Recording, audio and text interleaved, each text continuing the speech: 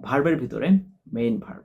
আমাদের ইংরেজি লেখার ক্ষেত্রে ভার্ব কতটা গুরুত্বপূর্ণ এটা যারা ইংরেজি জানে না তারাও জানে। Even those guys don't know about English, they also know about that how much verb is important, specially main verb. অন্য যে কোনো পার্টস অফ স্পিচ ছাড়া সেন্টেন্স হতে পারে, কিন্তু ভার্ব ছাড়া সেন্টেন্স হবে না। এটা আপনি একদম মাথায় ফিক্সড করে গেঁথে নিতে পারেন। তো আজকে মেইন ভার্বের কিছু বেসিক জিনিস আপনাদের সাথে আলোচনা করব।